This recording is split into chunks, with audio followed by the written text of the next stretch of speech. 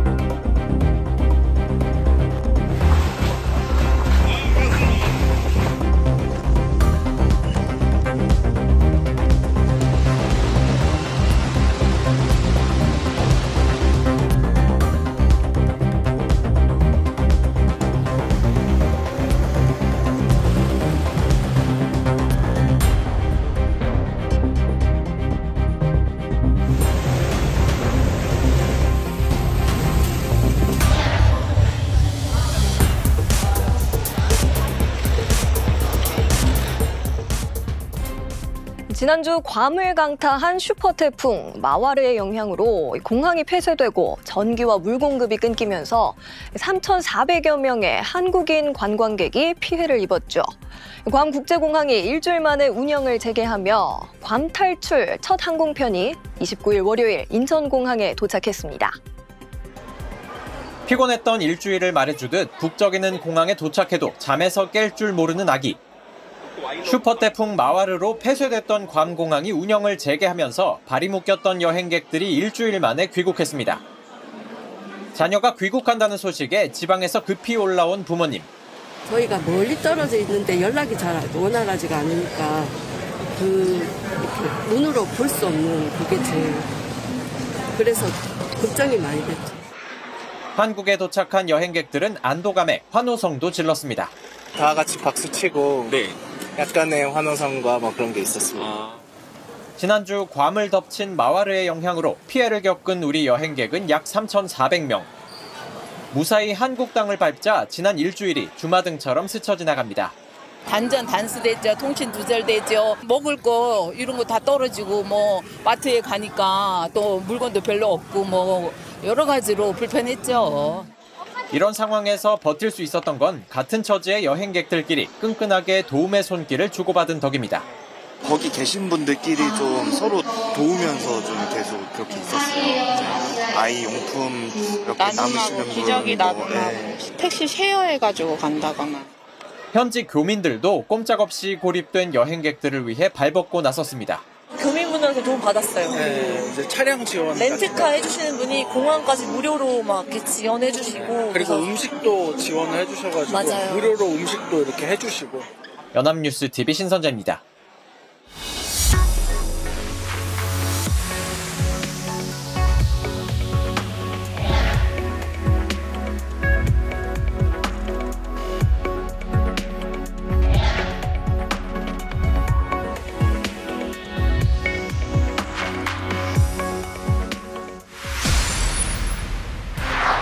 (30일) 화요일 윤석열 대통령이 한상혁 방송통신위원장에 대한 면직 처분을 재가했습니다.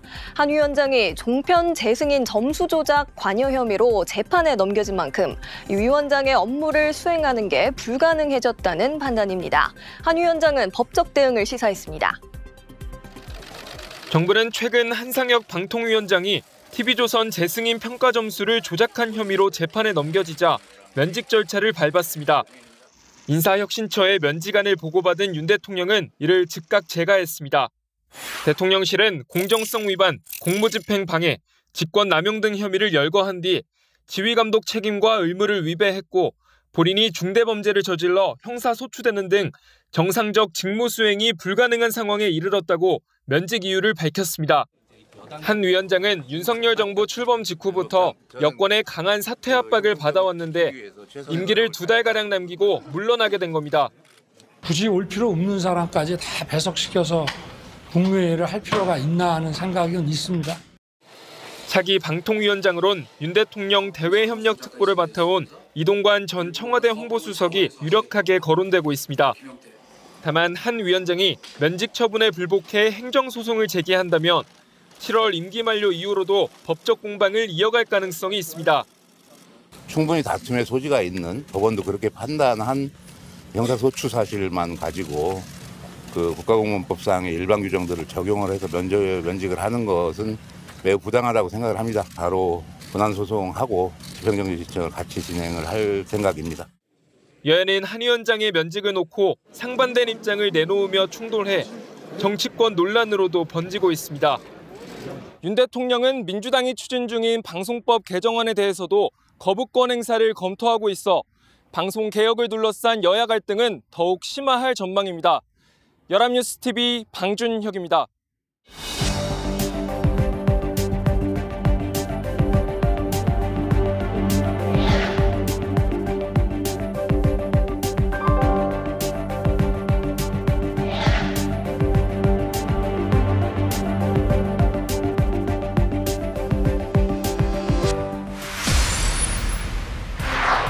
(31일) 수요일 새벽 북한이 군사 정찰 위성을 탑재한 것으로 추정되는 우주 발사체를 발사했습니다. 미리 통보한 예고 기간 중 첫날에 쏘아 올린 건데 발사체가 추진력을 상실하면서 서해에 추락했습니다. 북한은 발사 실패를 인정하며 빠른 시일 안에 2차 발사를 하겠다고 밝혔습니다.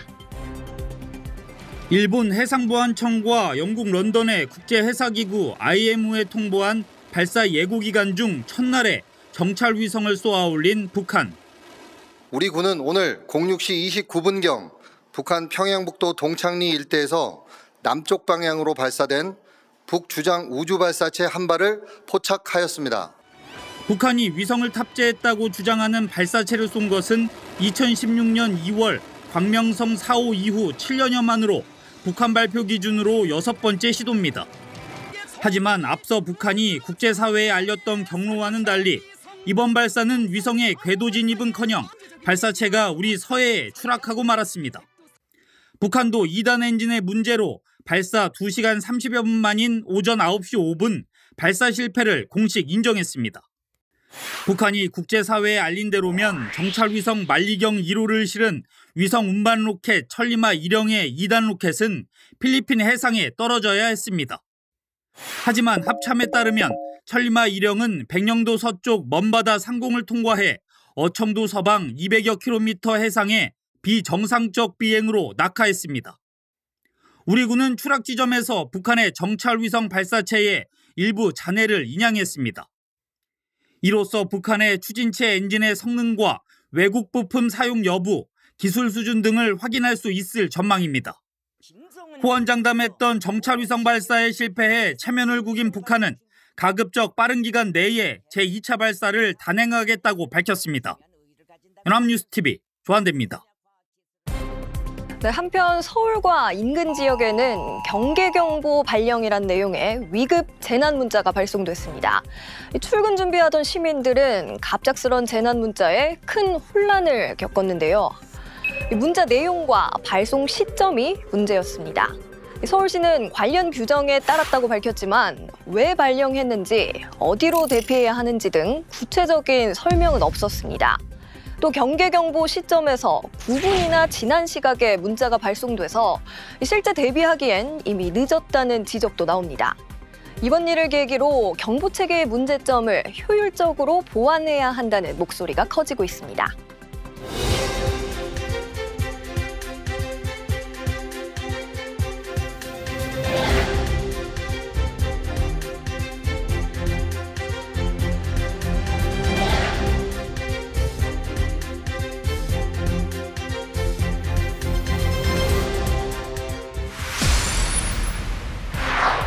온라인 과외 앱으로 만난 20대 여성을 살해하고 시신을 유기한 정유정의 신상 정보가 1일 목요일 공개됐습니다. 정유정은 놀랍게도 살인이 하고 싶어서 범행을 저질렀다고 밝혔습니다. 1999년생, 올해 23살인 이 여성의 이름은 정유정. 지난달 26일 부산 금정구의 한 거주지에서 과외 앱을 통해 알게 된 또래 여성을 살해하고 시신을 훼손한 뒤 풀숲에 유기한 혐의를 받는 피의자입니다. 부산경찰청 신상공개결정위원회는 범죄의 중대성과 잔인성이 인정되고 유사 범행에 대한 예방 효과 등 공공이익을 위한 필요가 크다고 판단된다고 공개 사유를 밝혔습니다. 피해자와 말다툼을 벌이다 범행을 저질렀다며 우발적인 사건임을 주장해왔던 정 씨는 최근 범행 동기를 털어놨습니다. 정 씨는 평소 방송 매체와 인터넷을 통해 범죄 수사 프로그램에 관심이 많았다며 살인에 대한 충동을 느꼈고 실제 살인을 하고 싶어서 범행했다고 경찰에 밝혔습니다. 경찰 조사 결과 정 씨는 이미 범행 석 달 전부터 온라인을 통해 살인과 관련된 정보를 수집해왔던 것으로 파악됐습니다. 또 범죄 관련 서적도 탐독해왔고 범행에 사용한 흉기를 미리 준비했으며 유기 장소도 사전에 파악한 것으로 드러났습니다. 이웃들은 정 씨가 조용하고 말없는 사람이었다고 기억합니다. 내가 아는 아이로서는 착한 아이로만 알고 있으니까 별 말은 없고 아이가 대화가 없으니까 뭔가 씌있네. 그건 사람 속은 또 모르잖아요. 전문가는 살인이 목적이었다 하더라도 범죄를 일으킬 만한 요인이 있을 것으로 분석합니다. 우리가 동기가 없는 범죄 또는 묻지마 범죄라고 얘기를 하지만 사실 그건 외부로 드러나지 않았을 뿐 그 범죄를 저질렀던 사람의 여러 가지 주변 환경이라든지 인간관계라든지 또는 본인의 스트레스에 의한 내면적인 심리 관계 이런 것들을 살펴보면 사실은 다 범죄를 저지르는 원인과 동기가 있기 마련이거든요. 연합뉴스 TV 고희윤입니다. 피해자는 유가족께 할 말 없습니까? 피해자와 유가족분들에게 저는 진심으로 죄송합니다. 실종 사건으로 위장하려고 했습니까?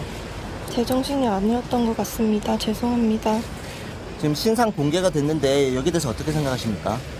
할 말이 없습니다. 죄송합니다. 검찰 조사에서 성실히 조사에 임하겠습니다.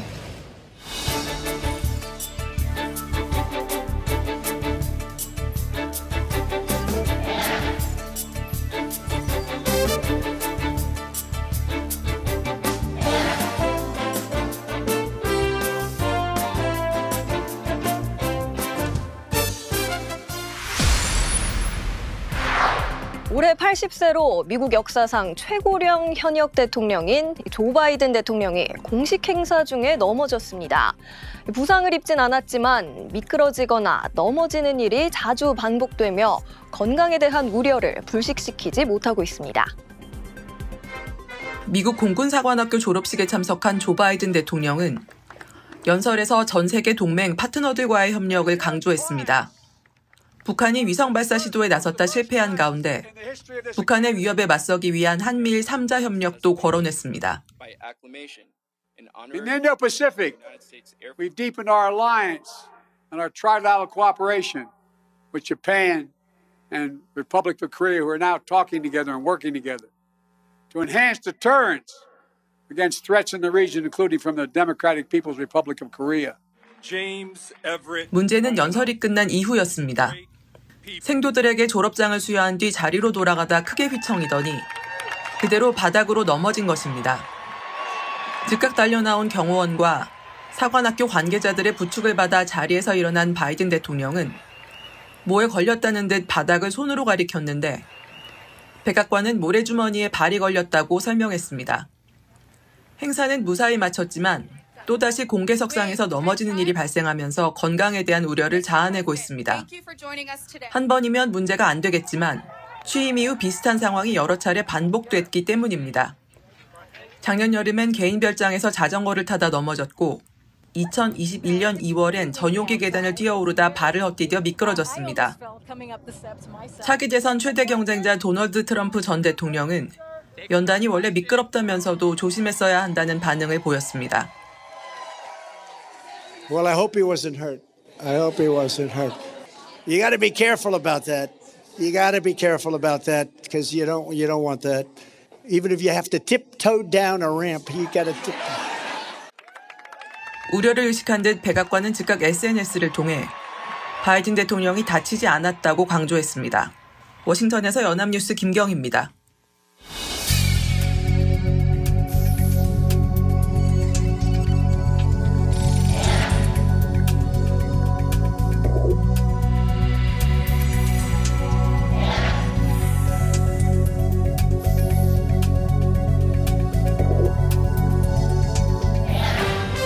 안전에는 과잉이라고 할 정도로 대응하는 게 원칙. 재난 문자에 우왕좌왕하던 시민들에게 서울시의 장이 내놓은 해명입니다. 물론 안전엔 과하다 싶을 정도로 대응하는 게 맞지요. 그런데 자연스레 겹쳐지는 사건. 최초 신고 오후 6시. 재난 문자는 12시가 다 돼서야 발송됩니다. 작년 10월 이태원 참사 때 얘기입니다. 반년 만에 확 바뀐 시장의 모습. 진정성을 찾기는 힘들었던 걸까요? 시민들 눈에는 서울시 문자는 오발령이라는 행안부와의 기싸움. 딱 그 정도로밖에 비춰지지 않았습니다. 당장 올여름엔 극심한 폭우가 예보돼 있습니다. 작년 장마 물난리 후에 쏟아져 나온 반지하 재정비 정책들. 하지만 아직 바뀐 게 하나도 없다는 말이 들려옵니다. 벌써부터 걱정입니다.